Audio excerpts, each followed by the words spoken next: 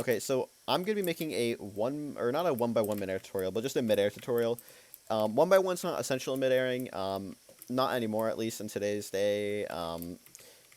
But basically, I'm just gonna be making a simple midair tutorial that anybody can follow along and understand. So first, I'm gonna be explaining the little cannon setup. But before I actually get into anything, I highly recommend if you have not watched this before, or even if you have, take a little refresher.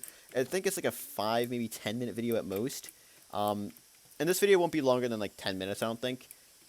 It's really, really quick and easy. It's my second time recording it, so I already know the ratio, but I will re-demonstrate, or I'll demonstrate again of how I went to get the ratio, but and show it again, I guess. But KMS video will pretty much just be a nice refresher to explain more things, and it's an older video with 1x1 mid-airs, so it's and K-Man explains things really well. People know me, I don't explain things the best. I'm not really the best with my wording, and I stutter a lot sometimes, so it's whatever. Um, it's more of just I can't really think of the words instantly. I don't really know how to phrase it there. A good example right there. I'm not the best with explaining shit. So basically, if you really have, you don't need to watch the video, but I recommend you do. Whatever. So I'm gonna get into it right now. So I'm going to relog, so reset my can debug selections, and people don't know what can debug is or how to use it. You do /cs and then you select things like this dispenser and that dispenser is what I'm gonna like. As long as that's whatever. I don't really care what it is. So first I'm going to explain what it is. This right here is my hammer, and this is going to be my slab bust. So if I shot at a normal wall, like right here, let me actually remove these diamond blocks as well. If I shot at a normal wall right here, right, and then let me just move this like down a little more. Like if I shoot at this wall right here, you will see this is going to be a slab bust. So all you have to do, so this is my power, hammer, slab bust, stuff like that, right? I missed. Whatever. You get the point, right? um, I'll just do this and show it, I guess, one more time right here. Yeah, right there, right? How did I break this already? Oh, it's because it gets there too early. Anyways, basically, yeah, if I just add ticks right here, it will work. I'll just, yeah, I just had shit timings. Anyways, I just have this like one tick after my power because I don't really want to go too far out from the cannon. So basically, whatever. Forget that, all of that, right? If I go to removing, I don't even remember how much power this shit had.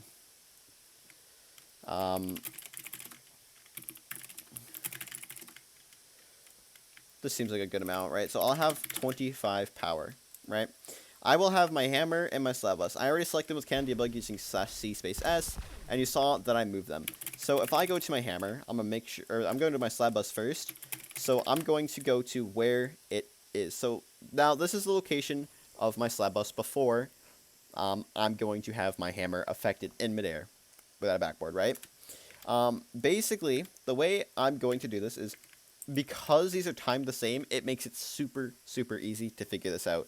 That's a big thing that people actually don't do when they're midairing, is having two things timed at the same time so you can figure it out really easy. So what you do is I like to take my slab bust. I like to go to tick 79. So you do CHI2, CP10, click on the bottom one. I'm going to do /up 0, set the diamond. I'm just going to move by 2. Now what I'm going to do is I'm going to take my hammer. I'm going to go tick 80. This is where tick 80 is the explosion tick of your hammer or just any TNT. And this is important because this is where you need this is where your TNT is going to explode to affect this here. So if I have this here, right, and I put this in the appropriate spot right here, you can see I have a pretty big distance between this and that. 27 blocks, right? I don't want to deal with that, right? I don't want it to be that big. I want it to be, within like, just a few blocks, right? If I look right here, I can see it visually And I'm not going to use the 1x1 midair graph that K-Man uses. I'm just going to add power. I like to use Canon Debug and to do these things because it's a lot easier, a lot quicker. Right? So now, if I go to my hammer, and I go to tick 11, I can see it's right here. No longer being here, right? Now, I am, oh, by the way, this is my hammer power. I have a 2-tick power difference, whatever. But this is the hammer power. So I am adjusting that one for people who didn't realize. So you can see the distance, okay, 9 between the two. I don't really like that. I'm going to add a little more. Now, you don't need to use World Edit. You can just do the math in your head. So you can be like, okay, I need to be within 1 block. So if I have, my number here, okay, so I'm shooting south. Okay, I need 15,462. So I need 15,463 or 15,461 on my number. You can just find that and just keep looking at, or if you do CHA, you can just keep seeing where your hammer exploded, the top one. This is 470. That's too much. So if I fire, I don't know if it's going to be enough to get here. I guess we'll see. Okay, yeah, you see it works there. So if I do CHA, 463 or 461, for example, is like I said, I just added TNT. I got to the point where I was. It's literally just modifying how much power you have to change where entities are going to be located within a certain distance of each other. That's really all mid-airing is. I mean, it wasn't that difficult. Some people, I guarantee, will be a little confused by this, but I assure you that it is not as difficult as people think it is. And if people like need help, like I'm here, like my DMs are straight up, like just my DMs are open and all. Just feel free to ask questions because honestly, I don't find it too difficult, and it's not that complex at all. Honestly, in my opinion, mid-airing isn't really that difficult of a concept. And now, like what I do is I turn it into like web busting. That's what I would do. I guess this wasn't. I'll just add this here. I'll just do this now. And now you'll be able to see the web bust occurring, right, like that. As you see, the web bust is occurring like this because of the midair. For those people who think it's fake, I'll just pull out a fucking barrier, Jesus Christ. And now, because of oh my god, I don't have...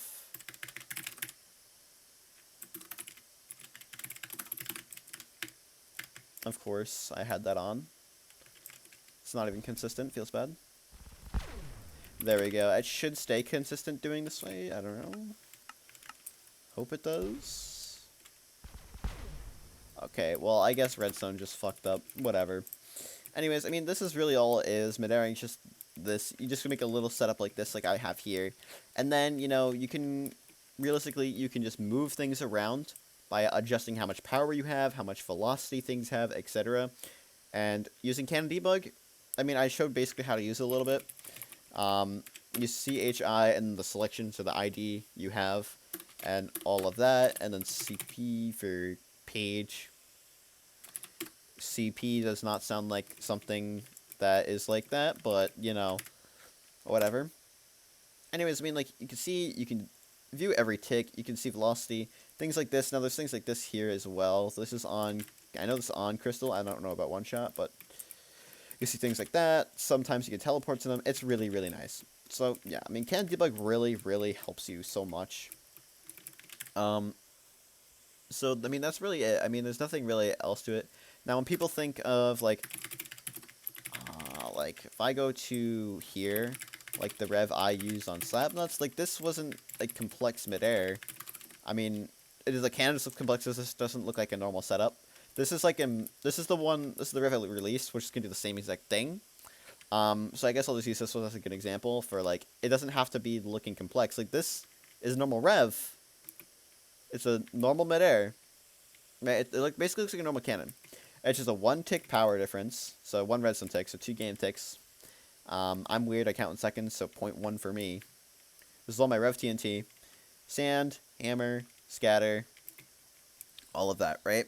I don't have any, like, sort of weird TNT in it. It's just power ratios, as you can see right here. You can just see all the power ratios. On this one, it's a little different. I had certain other things. Like, right here is TNT to extra TNT that only goes off for, I believe, the Rev TNT or the midair TNT that, you know, pushes around, blah, blah, blah. You don't need all of this all the time. Just find better ratios, whatever. You don't need complex extra parts of a cannon to make a midair. As you saw, like, if we could go to the 1x1 Rev that I released, right? Power, hammer, sand, Rev. That's it. There's nothing, no complex 1,000 different parts of a cannon that you need. There's no complex part. It's literally just shooting things out of a cannon and adjusting your power to get entities really close to each other in the spot that you want it to be. That's really all there is. If people have questions, feel free to DM me. I mean, you can use midairing for a lot of things. And midairing, realistically, you don't even have to use the stack sand. I will probably make a more in-depth guide to specific types of midairs individually at some point. I can't guarantee that. But, I mean, there's not really much I really want to explain left in this video because I don't really want to confuse people. I probably already have a lot. So, I mean, that's really it. The last few things is that it doesn't have to be horizontal. I don't know why I just said that weird.